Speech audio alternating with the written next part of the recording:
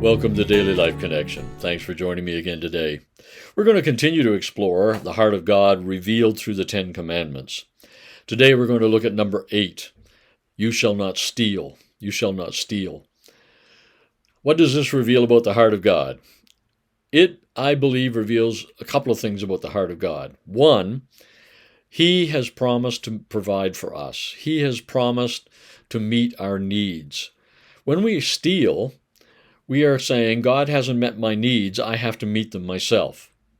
I've got to take from you to meet my needs. So it's a distrust of God, really, and His promise to be our provider.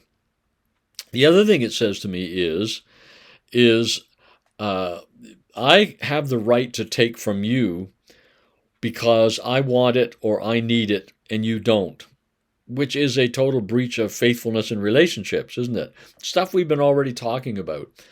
Stealing isn't just about going, across the street and taking the neighbor's bicycle and going for a ride on it and not taking it back. Stealing happens in so many ways. We can steal people's reputations by things we say about them.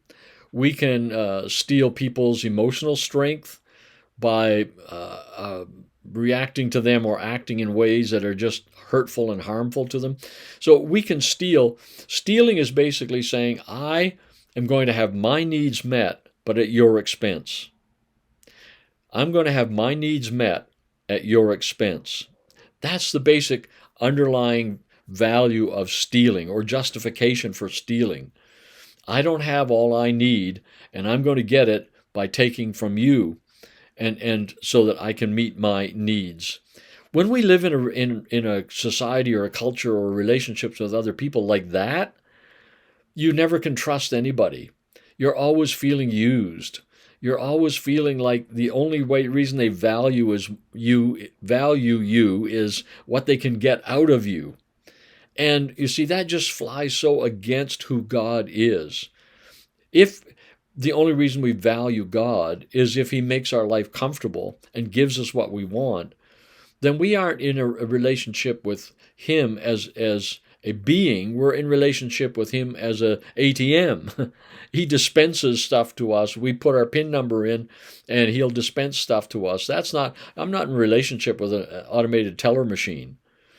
That it's just a machine. And you see, so stealing from others reduces our relationships to machinery rather than living human beings. When we steal from others, we're treating them like an ATM. We're treating them like, you are there to meet my needs, and I will take from you, even if it impoverishes you. You see, if God is supplying our needs, then we don't need to steal from others. So it's really, when I take from others to meet my needs, what I'm doing is I'm saying, God, you're a liar. You don't meet my needs. I'm saying that, God, I can't trust you. And so God says, I will never steal from you. God says, I'm a giver.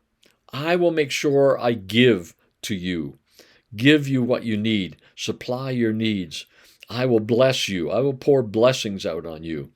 And it's not about our performance, because remember, Jesus in the Sermon on the Mount said He sends rain or blessings on the just, on the people who try to live right, and on those who don't, the irreligious, the ones who don't try to live right. He's a blesser. He's a giver. He's not a taker. You know, one of the things that always really bothers me is when sometimes I hear it and say, God took so-and-so's life. He took them. He is not a stealer. He's not a taker. He's a giver of life.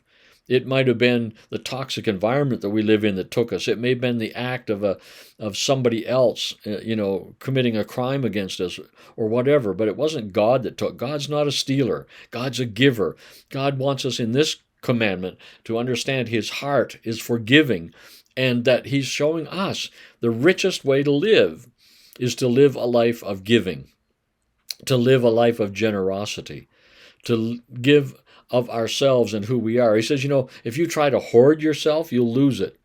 But if you're willing to give yourself away, Jesus said, you'll find your life is enriched and larger and bigger than you ever would have expected it to be. So here in this little commandment, we see the heart of God to be a giver and never a taker, and his heart for us to live in the joy of that, because he knows when we live outside of that, when we live in disharmony with don't be a taker, our lives are going to be impoverished, not enriched. So God is saying, learn to be generous, learn to be a giver, and your life will be enriched.